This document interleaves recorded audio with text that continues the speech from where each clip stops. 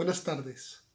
Vamos a seguir con nuestro paseo por el primer libro de los Salmos y hoy quería hablar un poco de los primeros versículos del Salmo 37.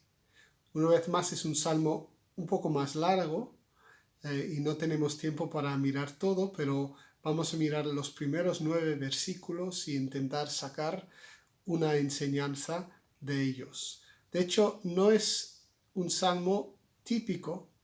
Muchos de los otros salmos que hemos estado hablando son más típicos en el sentido que son como himnos de adoración, expresiones de amor, de gratitud, de frustración de parte del rey David hacia el Señor, y nosotros hemos podido sacar algo de enseñanza de estos salmos. Pero el Salmo 37 es más bien como una enseñanza en sí. Se lee como si fuera una clase, como dándonos unos principios para ayudarnos a vivir mejor. Y en ese sentido también es diferente porque es muy parecido a los escritos de sabiduría del Antiguo Testamento, por ejemplo, lo que podemos leer en otros libros como los Proverbios. Y se ve ciertas cosas típicas de la poesía hebrea, como pues dos líneas que repiten una misma idea muchas veces. De hecho, parece ser que en la versión original este salmo es un tipo de poema que se llama un acróstico, que quiere decir que la primera letra de cada estrofa comenzaba con la siguiente letra del abecedario. Esto podría ser por seguir cierto estilo, o también se cree que se hacía esto para intentar ayudar con la memorización de los poemas, que tenían un gran valor para enseñar a la gente. Entonces vamos a leer primero estos primeros 9 versículos y después haremos algún comentario. Dice así: No te impacientes a causa de los malvados, ni tengas envidia de los que hacen iniquidad, porque como hierba serán pronto cortados, y como el césped verde se secarán. Confía en Jehová y haz el bien. Habita tu tierra y cultiva la fidelidad. Pon asimismo tu delicia en Jehová, y Él te concederá las peticiones de tu corazón. Encomienda a Jehová tu camino y confía en Él, y Él actuará. Exhibirá tu justicia como la luz, y tu derecho como el mediodía. Guarda silencio ante Jehová y espera en Él. No te alteres con motivo del que prospera en su camino, por el hombre que hace maldades. Deja la ira, depón el enojo, no te excites en manera alguna a hacer lo malo, porque los malhechores serán destruidos, pero los que esperan en Jehová heredarán la tierra. Amén. De hecho, este salmo trata un tema bastante antiguo que se ve, por ejemplo, en el libro de Job, otro de los escritos de sabiduría del Antiguo Testamento, y es que había como una tensión entre esa creencia que las cosas malas no tendrían que sucederle a las personas buenas, y sin embargo la realidad de la vida era que muchas veces pues la gente justa veía como la gente injusta a su alrededor prosperaban en su camino. Aunque es un tema que había dado problemas desde la antigüedad, pues todavía se podría entender como un tema muy actual hoy en día. A veces nosotros podemos mirar a nuestro alrededor y sentir que la vida le va mejor a las personas que no están intentando tener una vida recta. Claro, para el pueblo de Israel, pues ese problema se complicaba porque había ciertas promesas en la ley de Dios que prometía que Dios iba a prosperar a su pueblo. Y sin embargo, aunque esas promesas estaban en su lugar, pues a veces la realidad de los individuos pues no parecían reflejar esa realidad. Entonces eso es la situación sobre la que el rey David quiere hablar en este salmo. ¿Por qué le pasan cosas buenas a la gente mala? ¿Y por qué a veces los justos tienen también problemas en la vida? Yo he leído la versión de Reina Valera de 1977, que tiene un título de los editores que es El camino de los malos. Y cuando yo leí este título, la verdad es que me parecía un poco extraño, porque para nada para mí solo habla este salmo del camino de los malos. Y habla de dos caminos y de dos destinos diferentes. Pero yo creo que realmente el salmo está enfocado y está dirigido a las personas que quieren vivir bien. Y de hecho en el primer versículo que nosotros hemos leído no hace tanta referencia a lo que hacen los malos, sino a la reacción que nosotros podemos tener frente a esa realidad. No te impacientes, no tengas envidia. La paciencia es una cosa que muchas veces nos puede llevar a cometer errores porque nos precipitamos en decisiones por causa de la impaciencia. La envidia realmente es una señal de falta de confianza en la provisión que el Señor tiene para nosotros y para nuestra vida. Entonces no es tan importante lo que otros estén haciendo como mi reacción frente a ello. Leí hace poco un dicho que decía que uno de los regalos más grandes que tenemos en la vida es poder reaccionar de forma diferente frente a las circunstancias de la vida. No podemos controlar lo que nos sucede, pero hasta cierto punto tenemos cierto poder sobre cómo reaccionar frente a lo que nos sucede. Y claro, hay un consuelo en el versículo 2 que dice, porque como hierba serán pronto cortados y como el césped verde se secarán.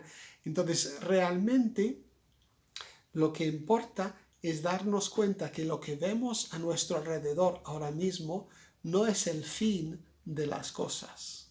Y eso funciona de los dos lados. Nosotros podemos ver a gente que parece vivir sin respetar lo que Dios quiere y sin respetar incluso lo que la sociedad ve como respetable y normal.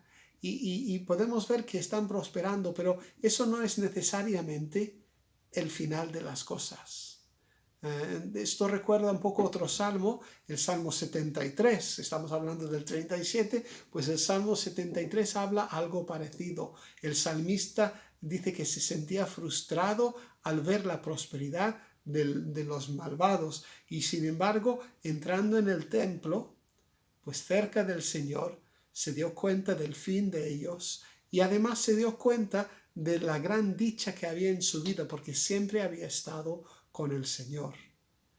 Lo que vemos ahora mismo no es el fin de las cosas y esto funciona tanto en el camino de los malos como en el camino de los justos. Solo hace falta pensar en muchos personajes de la Biblia porque nosotros sabemos cómo termina la historia y ver que en momentos puntuales no parecía que las cosas iban a salir bien, pero nuestra confianza tiene que estar puesto en el Señor, que su promesa de prosperar a los suyos es verdadera y se va a cumplir, pero se va a cumplir también en su tiempo. El versículo 3 dice, confía en Jehová y haz el bien. Habita tu tierra y cultiva la fidelidad. Confiar es un acto radical de fe. Pero este versículo no dice que nosotros tenemos que confiar y quedarnos con los brazos cruzados. Más bien nosotros debemos de hacer el bien.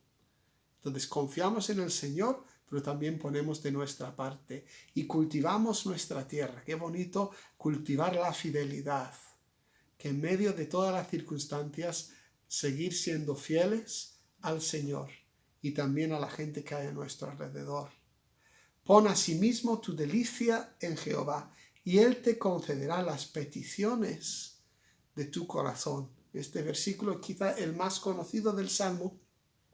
Incluso hay canciones escritas que cantamos en las iglesias acerca de este versículo. Ven y deleítate en el Señor, y Él te concederá las peticiones de tu corazón. Esto suena como una promesa muy golosa a primera vista, pero la realidad es que si el Señor se convierte en nuestro verdadero deleite, también cambiarán las peticiones de nuestro corazón.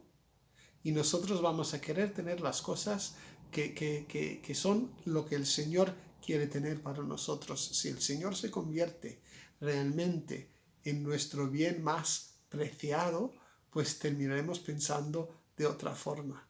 Y Él nos dará eso que anhelamos, que es tener lo que Él tiene preparado para nosotros.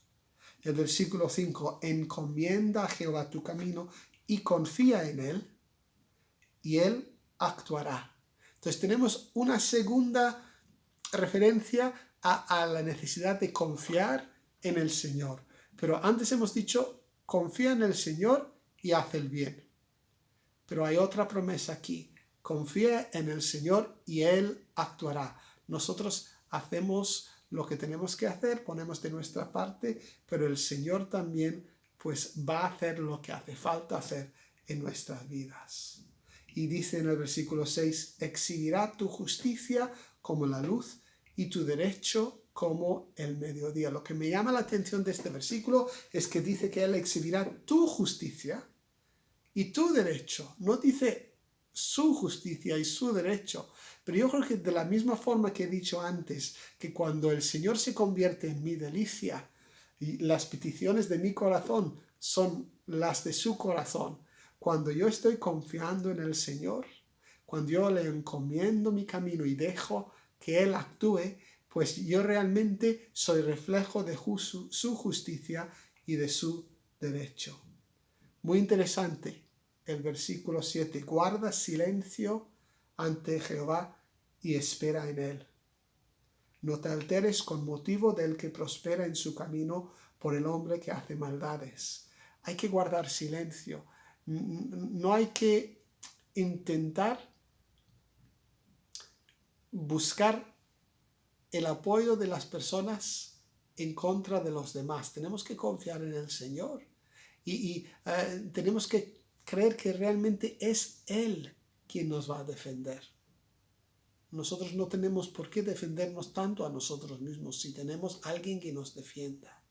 Un poco como aquel anuncio de hace años del primo Zumosol que aparecía por ahí y defendía al pequeñín. Pues nosotros no somos nada, pero tenemos a un gran defensor en el Señor. Más consejos muy interesantes y necesarios. El versículo 8, deja la ira y depone el enojo, no te excitas en manera alguna a hacer lo malo. Es normal que a veces nos sentimos o nos enfadamos frente a las circunstancias, pero hay que dejar la ira, hay que soltarlo. Hay un versículo del Nuevo Testamento que dice, airaos, pero no pequéis. No permitas que el sol se ponga sobre vuestro enojo. Si nos quedamos enojados, enfadados, pues realmente termina haciéndonos daño. Entonces reconocemos que estas cosas no nos convienen, pase lo que pase a nuestro alrededor. Y después termina el versículo 9 hablando precisamente de estos dos caminos y los dos destinos. Porque los malhechores serán destruidos, pero los que esperan en Jehová heredarán la tierra. Entonces hay futuro, hay una herencia, hay algo seguro si nosotros tenemos nuestra esperanza y nuestra confianza puesta siempre en el Señor. Otra versión dice, tu herencia está en el Señor. Y claro, aquí volvemos siempre al mismo tema. Aunque el Salmo habla de dos posibles caminos y dos destinos y marca una serie de pautas, el camino de vida que es seguir a Jesucristo no se trata en ningún momento de conseguir un fin porque estamos poniendo en práctica una serie de medidas. Más bien, la causa es estar en el Señor y el efecto es vivir de otra manera. Entonces no es porque nosotros nos portamos bien que vamos a heredar la vida eterna, sino más bien que el Señor nos ha regalado la vida eterna y eso produce en nosotros esa relación con Él. Su Espíritu Santo en nuestra vida produce una nueva forma de vivir. La enseñanza de este salmo yo creo que está muy clara. Pase lo que pase a tu alrededor, tanto en las circunstancias como en las personas que a veces no se portan como es debido, nosotros como hijos de Dios, como cristianos, seguidores de Jesucristo, somos llamados a vivir de otra manera, a no fijarnos en los demás, sino a tener nuestros ojos puestos en Jesús.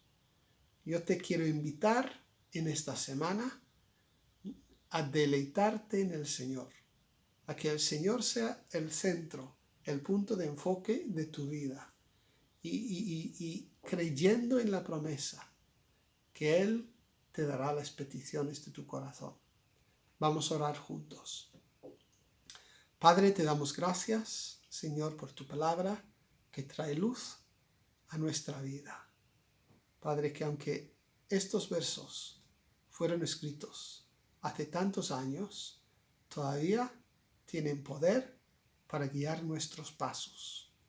Y Padre, yo quiero pedirte por cada persona que está escuchando esta enseñanza. Padre, porque cada uno tiene una necesidad diferente o unas circunstancias diferentes y unos problemas diferentes. Y sin embargo, yo creo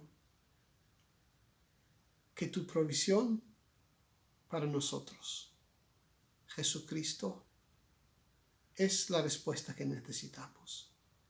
Padre, yo te pido que traigas consuelo al corazón de cada uno y que nos enseñes a deleitarnos en ti, a confiar en ti, a encomendar nuestro camino a ti, Señor, y a descansar. Y gracias por la promesa de que si estamos en el Señor, heredaremos la vida eterna. Padre, yo te pido todo esto en el nombre de Jesús. Amén. Que el Señor os bendiga mucho.